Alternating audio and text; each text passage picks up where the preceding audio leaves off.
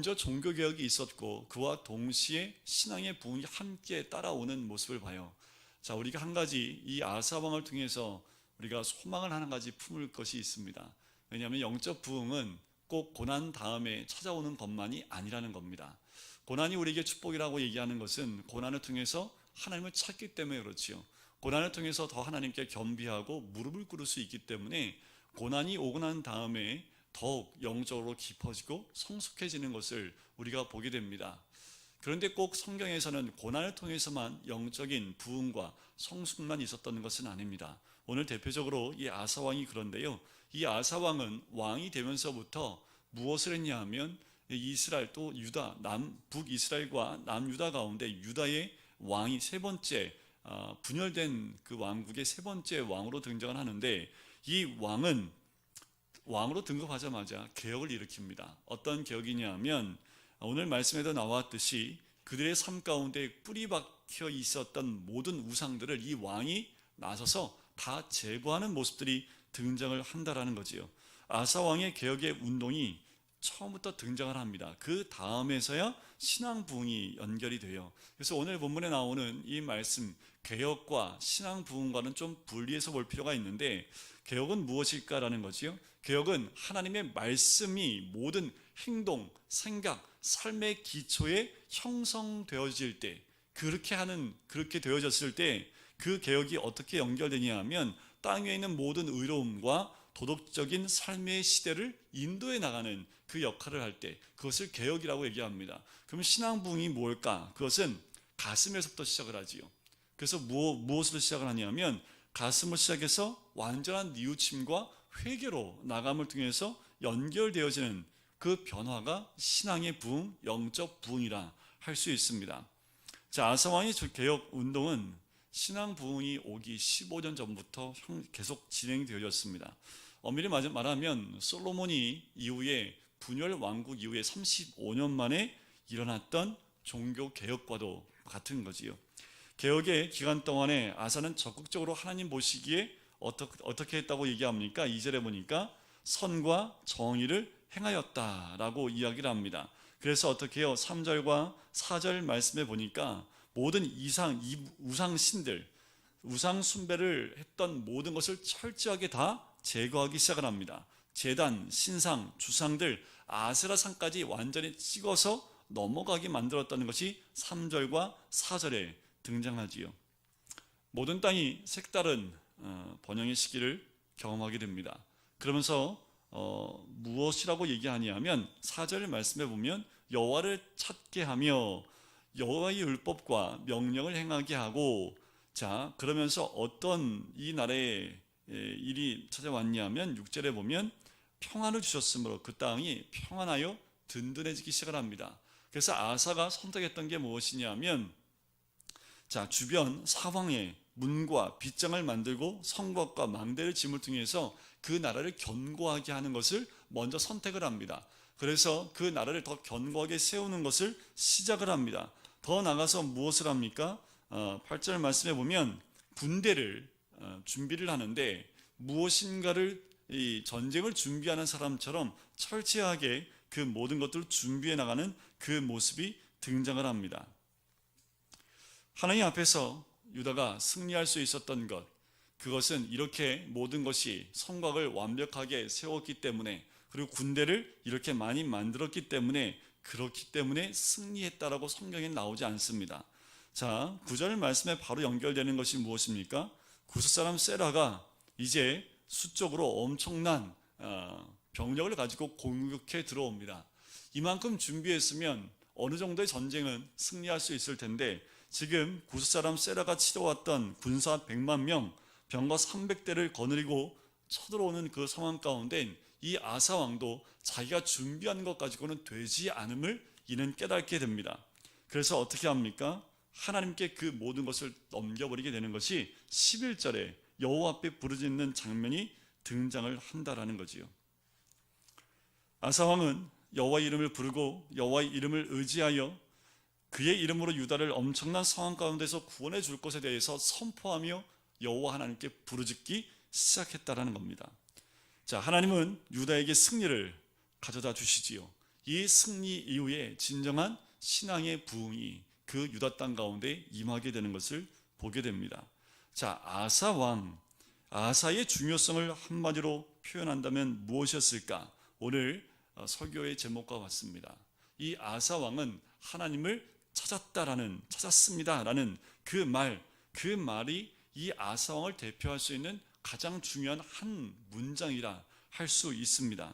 아까도 말씀드렸지만 이 아사 왕은 총 3개의 장, 총 48절에 거쳐서 이 아사 왕에 대해서 적고 있습니다. 그 가운데 이 역대기 기자가 여호와를 찾다라는 말을 총 9번을 쓰고 있어요.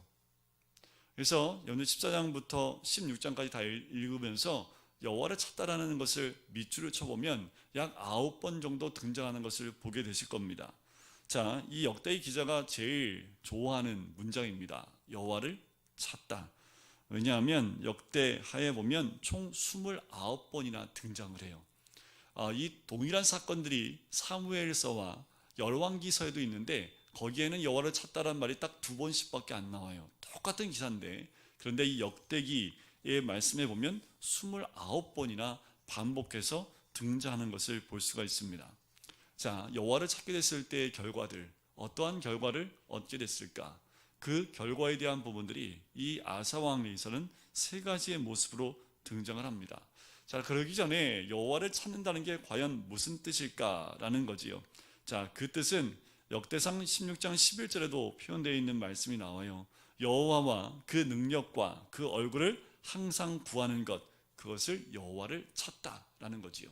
다시 말씀을 드리면 여호와를 찾다라는 말은 여호와의 얼굴을 찾다라는 그 의미가 같다라는 겁니다. 자, 여호와를 찾는다라는, 여호와의 얼굴을 찾는다라는 의미는 대화하는 거지요. 교제하는 거지요. 만나서 위로를 받고 교제하고 이런 의미를 가지고 있는 것이 여호와의 얼굴을 찾다라는 그 의미를 가지고 있습니다. 또한 이 표현은 회개하고 밀접한 관계가 있습니다. 그래서 아모스 5장 말씀에 보면 나를 찾으라 그러면 살리라.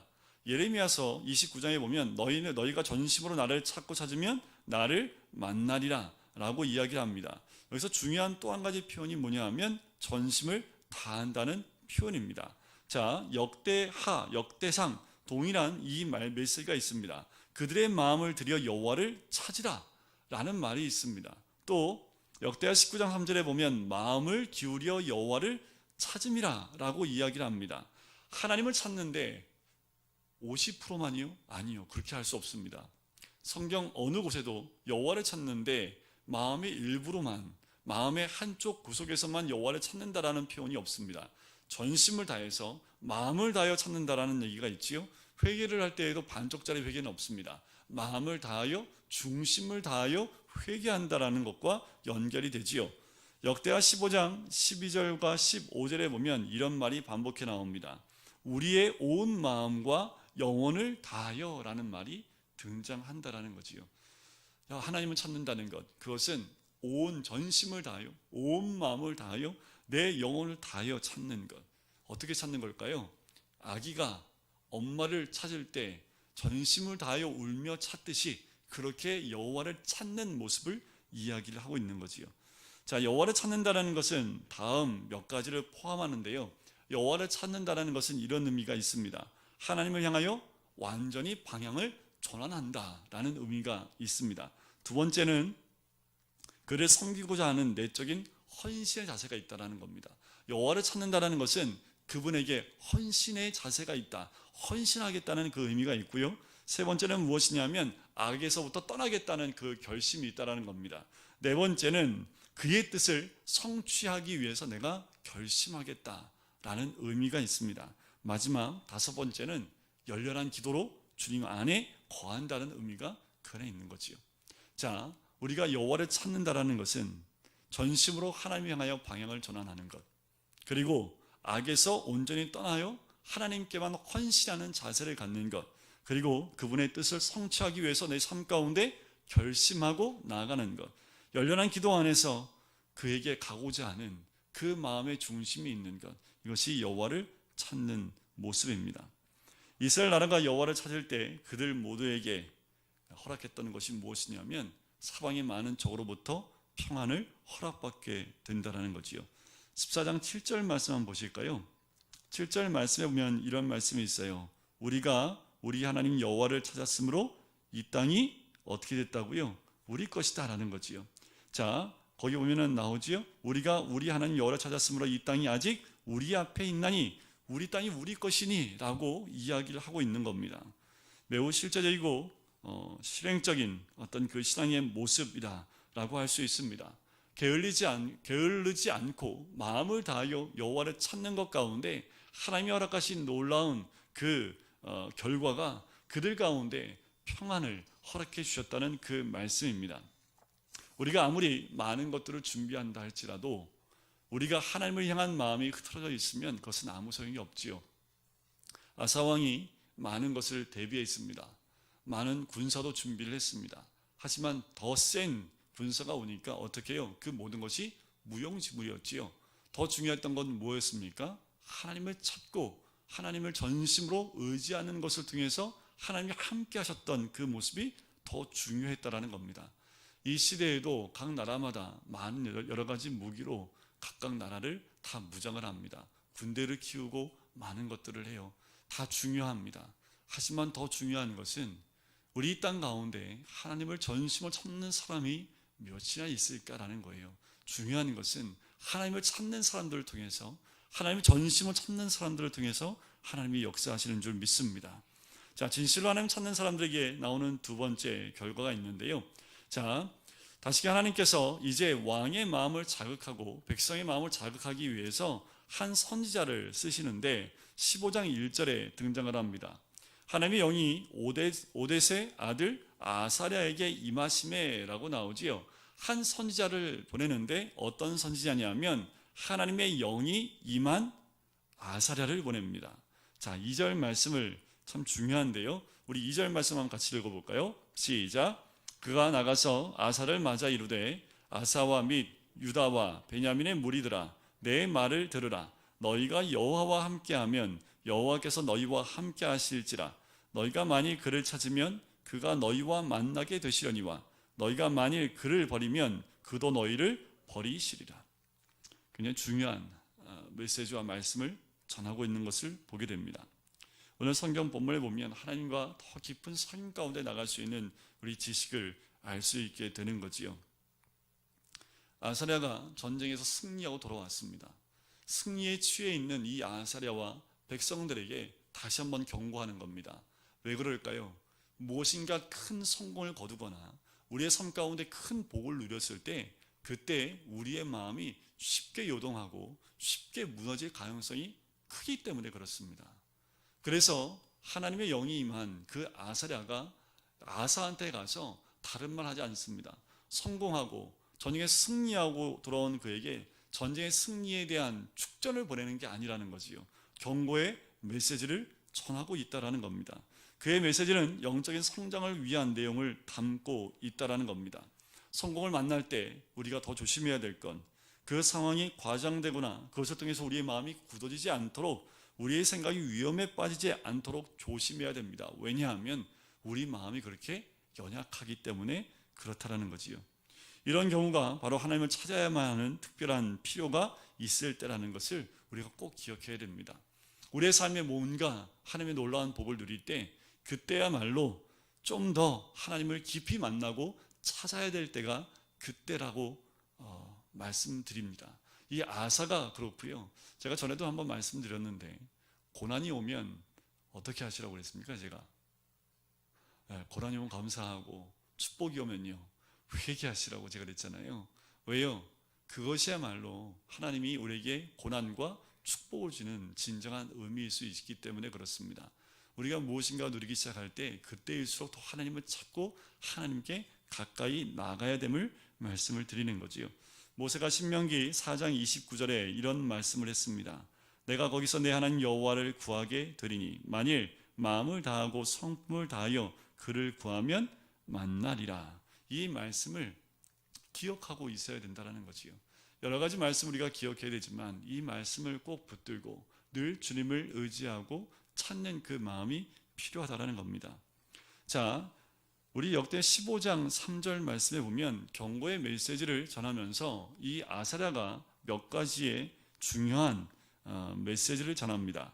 3절 한번 같이 읽어볼까요? 시작. 이스라엘은 참 신이 없고 가르치는 제사장도 없고 율법도 없은 지가 오래되었으나. 자, 아사가 승리하고 돌아왔는데 이게 웬 말입니까? 이스라엘 민족의 역사 가운데 이들이 그렇게 죄 가운데 들어갈 수밖에 없었던 이유를 조목조목 얘기하는데 세 가지로 나눠서 이야기를 하고 있다는 겁니다. 이것은 이 4절부터 7절까지에 나오는 그 메시지는 3절에 있었던 이 세 가지 때문에 오는 고난에 대한 부분을 이야기하고 있는 거거든요. 자, 이 세 가지가 없기 때문에, 이 세 가지가 없었기 때문에 이들 가운데 과거의 사사시대 때, 그때, 그리고 왕국시대가 있는 현재에, 그리고 앞으로 미래에 오는 시대 가운데 일어날 역사들, 그 사건들에 대해서 경고의 메시지를 하고 있다는 거지요. 자, 이스라엘 백성이 거룩하지 못하겠다는 이유가 무엇이냐면 첫 번째는 3절에 처음에 나온 게 뭡니까? 참신이 없었다라는 겁니다. 진짜 없었을까요? 이스라엘 민족이 사사시대에 제사를 안 지냈습니까? 하나님이 인정하지 않았습니까? 사사들이 매 순간마다 등장을 했고 그들이 고난 가운데 있을 때 늘 하나님께 울부짖었는데 하나님이 없다라고, 참신이 없다라는 말이 맞을까요? 그런데 이 아사랴가 하는 말은 삶 가운데 이스라엘 백성들이 하나님의 존재를, 하나님의 참신이신 하나님을 의식하지 않고 사는 것 자체가 참신이 없었다라고 이야기하는 겁니다. 삶의 어떤 부분에 대해서는 관여하시지 않는 것처럼 행동한다면 그것은 하나님이 없는 것처럼 사는 것과 똑같다라는 거예요. 아무리 예배를 드리고 아무리 하나님 앞에 나와도 내 삶은 내가 살아가는 거야 하고 하나님과 전혀 상관없이 살아간다면 그것은 하나님이 없는 삶을 사는 것과 마찬가지다라는 거지요. 두 번째는 무엇을 의미합니까? 제사장이 없다고 얘기합니다. 이 말은 뭐냐면 당시에 제사장은 공동체의 교사로 역할을 감당했습니다. 그 말은 무엇입니까? 말씀이 없다라는 거지요. 자, 잠언서와 출애굽기에 나오는 말씀, 묵시가 없으면 백성이 방자히 행한다라는 거지요. 그래요. 제사장이 없었다는 말씀은 그들의 삶 가운데 말씀이 사라졌다라는 겁니다. 세 번째는 율법이 없었다라는 거지요. 율법이 하는 역할이 뭐였을까요? 어떻게 살아야 될지에 대한 방향을 제시하는 거지요. 여러분들 이 동남아시아에 가면, 중국 땅에도 가면 신호등이 없답니다. 차선이 없는 나라가 있어요. 차선을 어떻게 해요? 알아서 가야 됩니다. 그러니까 사고 안, 거기는 뭐 이 보험 들기가 참 어렵대요. 그래서 알아서, 찾길이 없으니까 사고 나지 않도록 알아서 피해서 가야 되고 엉망진창이죠. 신호등이 없는 곳도 있다고 합니다. 이거 어떻게 가야 돼요? 율법이 없으면 이렇다는 겁니다. 율법을 우리에게 주신 이유는 이렇게 길을 제시해 주는 거지요. 그런데 이 율법이 없었다는 건 뭐예요? 어떻게 살아갈지에 대한 삶의 기준이 없어서 윤리적, 도덕적, 또한 실천적인 결정들을 할 때 무엇을 할지 모르고 그냥 그렇게 살아갔던 이스라엘 민족에 대해서 경고의 메시지로 이야기하는 겁니다. 율법을 주셔서 도와주시는 것, 또한 그것이 시편 기자는 뭐라고 하냐면 꿀과 꿀송이보다 더 갈망한다라는 표현을 쓰고 있다라는 거지요. 그런데 이스라엘 민족 가운데 율법도 없었던 때가 있었다라는 겁니다. 이같이 세 가지로 이 아사랴가 이스라엘 민족에 대해서 세 가지 고발장을 가지고 이야기하는 겁니다. 어쩌면 우리 시대에, 아니요, 매번 모든 시대에 이 경고문은 다 붙지 않을까라는 생각이 들어요. 과거나 현재를 막론하고 인간에게 있어서 가장 필요한 것이 있다면 여호와께로 돌아가서 회개하는 일이겠지요.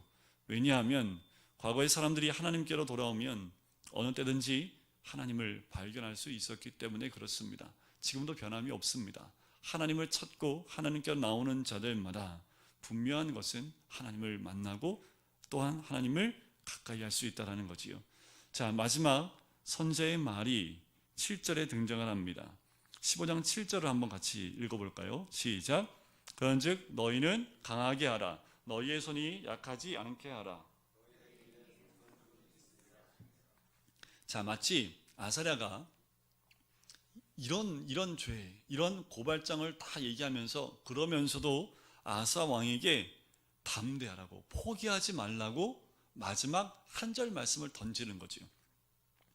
이 마지막 말은 여호수아가 가나안 땅을 점령하러 가기 전에 1장 말씀에 보면 너희 마음을 강하고 담대하게 하라 하는 말과 같다라는 겁니다. 그런즉 너희는 강하게 하라, 너희 손이 약하지 않게 하라는 거지요.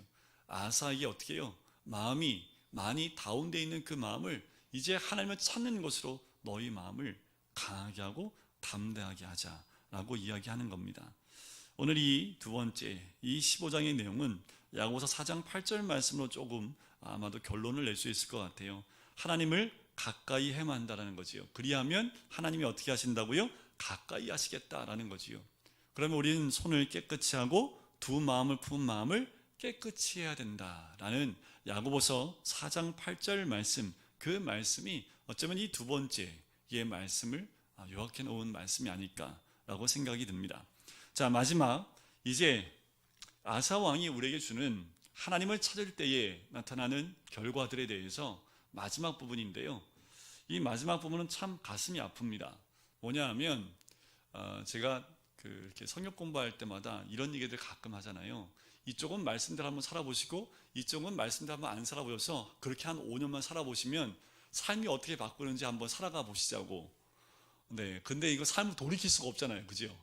자, 아사왕을 통해서 이 아사왕은요 자기 인생 가운데 두 가지를 다 경험한 사람입니다. 참 성경에 이런 사람이 없을 정도입니다. 아사 왕이요 14장에 보면 이 구스 왕 세라와 구스 사람 세라와 전쟁 가운데 승리하게 되잖아요. 근데 16장에 넘어가면 16장에서 전쟁이 등장을 하는데 여기서는 실패하는 아사 왕이 나오는데 안타까운 것은 시작은 성공했는데 마무리는 실패로 끝났다라는 거예요. 이게 거꾸로 돼야 될 텐데 실패로 시작하더라도 마지막은 성공으로 끝나야 될 텐데 이 아사왕은 처음엔 전쟁에서 승리했는데 마지막 전쟁에서는 승리하지 못하고 회복하지 못한 상태에서 왕의 자리를 물러나게 되는 모습이 나와요. 자, 여호와 하나님은 찾는 자에게 나타나는 결과는요 대적을 이길 수 있는 그 힘을 우리 하나님이 주신다라는 거지요. 자, 14장 11절 말씀에 보면 아사가 여호와를 의리하고 전심으로 찾을 때에 그가 이렇게 증언하는 모습이 나옵니다. 14장 11절에 보면 두 번째 줄에 이런 얘기가 나오지요. 여호와여 힘이 강한 자와 약한 자 사이에는 주밖에 도울 리가 없사오니. 정확하게 이야기합니다. 의지할 분은 하나님밖에 없습니다. 강한 자와 약한 자 사이에 주밖에 도울 리가 없습니다. 그러면서 이렇게 기도하지요. 그 다음에 이어서 우리 하나님 여호와여 우리를 도우소서. 우리가 주를 의지하오며 주의 이름을 의탁하옵고 끝에 보면 사람이 주를 이기지 못하게 하옵소서라고 이야기를 합니다. 자, 여기서 중요한 것은 의지한다라는 단어인데요. 이것은 바로 하나님만 의지했을 때 하나님의 도움의 손길이 이제는 전쟁이 나에게 속하는 것이 아니라 누구에게 속했다고 얘기하는 겁니까? 하나님께 속했다고 얘기하는 거지요. 그래서 에베네셀의 그 하나님, 그 도움에 여기까지 도우셨다. 도움의 돌을 세우고 그 돌 위에 다른 것들을 적는 것이 아니라 하나님의 이름만을 적어 놔야 되는데 그렇지 못할 우리들의 모습을 발견할 때가 있다라는 거지요. 오직 그의 이름으로 기도하고 행동하고 생각해야 된다라는 겁니다. 굿사람 세라의 군대가 아사의 군대 앞에서 무너지게 되지요. 승리는 누구에게 달려 있는 겁니까? 하나님께 달려 있습니다. 그래서 14장 12절 말씀에 보면 여호와께서 구스 사람들을 아사와 유다 사람들 앞에서 치시니 구스 사람들이 도망하게 됩니다. 자, 여호와 하나님께서 승리를 주셨다는 말씀들이 계속해서 등장하는 모습을 보게 됩니다. 승리는 누구에게 달렸다고요? 여호와 하나님께 달려 있음을 이야기합니다. 우리의 삶의 실제적인 싸움들에서 그 가운데에도 똑같습니다. 우리의 전쟁은 우리의 것이 아니라 하나님의 것인 줄 믿습니다.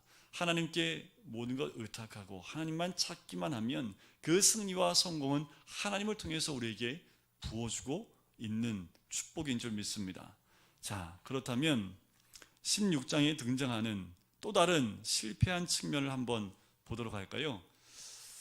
안타까운 것은 여러분들 광야를 통과하는 백성이 갖고 있는 버릇이 뭐라고 제가 말씀드렸나요?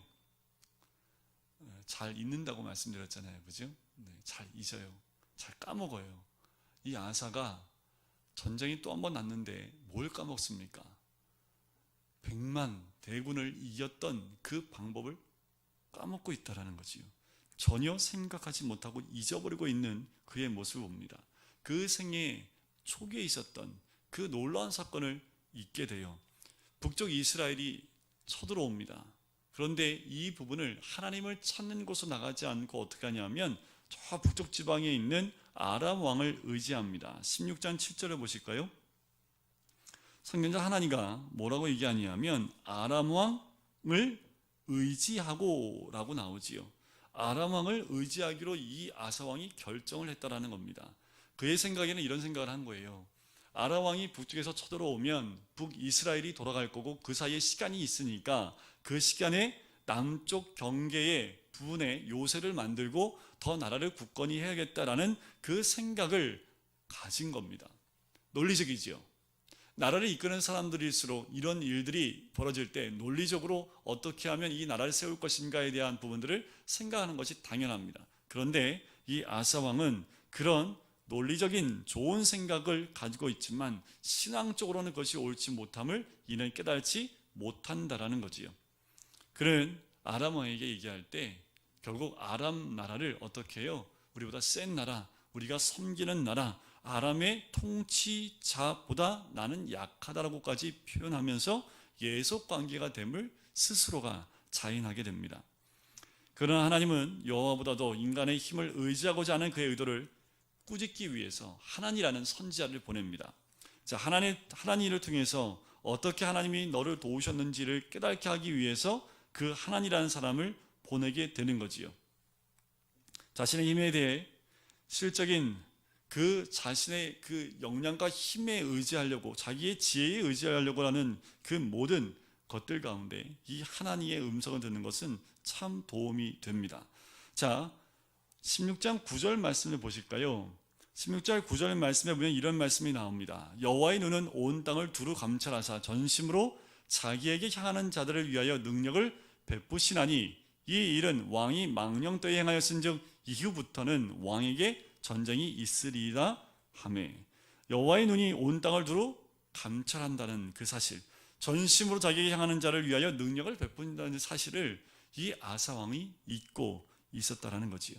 하나님의 손 안에서 하나님을 온 마음과 영혼을 다하여 신뢰하고 있는 그 한 사람, 힘이 없지만 그런 사람을 통해서 우리 하나님은 지금도 역사하고 계시는 줄 믿습니다. 아사가 몰락하는데 세 가지 점이 나타납니다. 뭐냐 하면 아람 왕과 제휴한 부분이 있죠. 또 하나는 이 하나님의 선지자였던 하나니를 어떻게 합니까? 화가 나서 옥에 가둬버립니다. 이것이 두 번째 그의 잘못입니다. 세 번째는 무엇이냐면 그가 병이 들었을 때 여호와를 의뢰하지 않고 의사를 의지했다라는 거지요. 그것은 지금하고 좀 상황이 달라요. 그때 의사와 지금이 우리가 알고 있는 의학이 발달된 의사하고 좀 차원이 다릅니다. 그때 당시의 의사들은요, 과학적인 치료 방법을 사용한 것이 아니라 주문과 마술적인 치료 방법을 사용했기 때문에 그 의사를 의지했다는 것은 무엇을 의미하냐면 하나님을 전적으로 의지하지 않았다는 것, 하나님을 삶 가운데 인정하지 않았다는 것을 의미하는 거지요. 그래서 하나님가 망령되이 행했다라고 이야기를 하고 있는 거지요. 이때에도 여호와를 찾았다면 아사 왕은 또 하나님을 통해서 구원을 받을 수 있었을 텐데, 분명히 여호와를 찾음을 통해서 구원받았던 그 경험을 했던 아사가 나중에는 그 전쟁을 하나님께 맡기지 못하고 자기의 방법을 찾아갔던 것, 하나님을 의지하지 못하고 사람을 의지하고 자기의 기분에 따라서 또한 육에 있는 모습이 드러난 그의 모습을 보게 되는 거지요. 시편 24편 6절 말씀에 이런 말씀이 있습니다. 이는 여호와를 찾는 족속이요 여호와의 얼굴을 찾는 족속이다. 우리 모두는 이와 같이 여호와를 찾는 하나님의 사람이 될 줄 믿습니다. 여호와를 찾을 뿐만 아니라 여호와의 얼굴을 찾는 하나님 백성, 지금도 많은 교회들이 있습니다. 우리가 많은 사람이 예수를 믿고 또 하나님께 예배로 나오는데 더 중요한 것은 하나님의 은혜를 누리는, 하나님을 찾는 사람의 모습이 우리 삶 가운데 회복되어야 될 줄 믿습니다. 어떤 상황이든지 하나님을 찾는 그 사람에게는 분명한 것은 하나님이 함께 해주시겠다라고 분명히 말씀하고 계시고, 아사 왕을 통해서 우리에게 말씀해 주시는 하나님을 찾아야 할 때가 언제인지를 우리에게 말씀해 주고 있는 거지요. 오늘도 말씀을 따라서 아사 왕에게 함께 하셨던 그 하나님이 우리와 함께 하시는 하나님, 하나님을 찾는 백성에게 늘 함께 하시고 응답하시는 그 하나님, 평안도 주시지만 전쟁에도 승리케 하시는 하나님, 그리고 여호와를 찾는 자에게 함께 거하시고 동행하기를 원하시는 우리 하나님인 줄 믿습니다. 지금도 우리 주님은 그렇게 하나님을 찾는 사람을 지금도 기다리고 계시고 함께 하기를 원하시는 분이 우리 하나님인 줄 믿습니다. 오늘 하루 또한 매일의 삶 가운데 더욱 하나님을 의지하시고 여호와 하나님의 얼굴을 찾으시는 우리 모든 성도님 되시기를 주님의 이름으로 간절히 축원드립니다. 우리 같이 기도하실까요?